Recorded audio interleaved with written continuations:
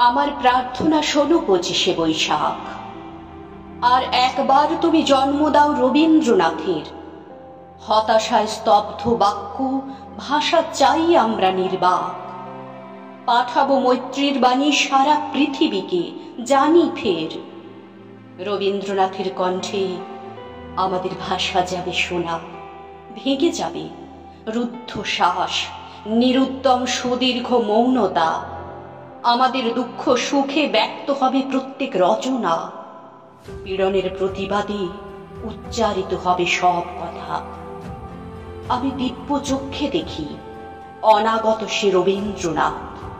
দস্যুতায় দৃপ্ত কণ্ঠ, বিগত দিনের ধৈর্যের বাঁধন যার ভাগে, দুঃশাসনের আঘাত, যন্ত্রণায় রুদ্ধ বাক, যে যন্ত্রণা সহায়হীনের।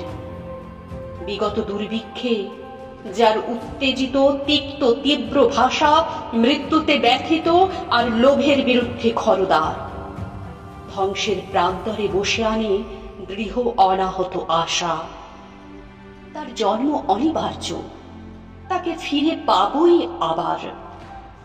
রবীন্দ্রনাথের সেই ভুলে যাওয়া বাণী অকস্মাৎ করে কানাকানি। দামামা ওই বাজে দিন বদলের পালা, এ ঝোড়ো যুগের মাঝে।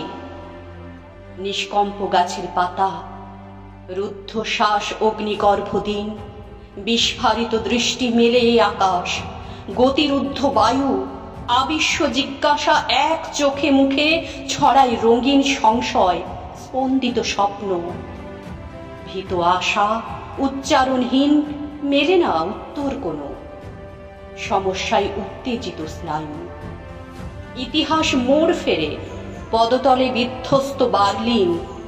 পশ্চিম সীমান্তে শান্তি, দীর্ঘ হয় পৃথিবীর আয়ু। দিকে দিকে জয়ধ্বনি, কাঁপে দিন রক্তাক্ত আভায়। রাম রাবণের যুদ্ধে বিক্ষত এ ভারত জটায়ু, মৃত প্রায়, যুদ্ধাহত, পীড়নে দুর্ভিক্ষে মৌন মুখ। পূর্বাঞ্চল দীপ্ত করে বিশ্বজন সমৃদ্ধ সভায় রবীন্দ্রনাথের বাণী তার দাবি ঘোষণা করুক। এবারে নতুন রূপে দেখা দিয়ে রবীন্দ্রনাথ ঠাকুর। বিপ্লবের স্বপ্ন চোখে, কণ্ঠে গণসঙ্গীতের সুর। জনতার পাশে পাশে উজ্জ্বল পতাকা নিয়ে হাতে চলুক নিন্দাকে ঠেলে, গ্লানি মুছে আঘাতে আঘাতে। যদিও সে অনাগত, তবু যেন শুনি তার ডাক। আমাদের মাঝে তাকে জন্ম দাও 25শে বৈশাখ।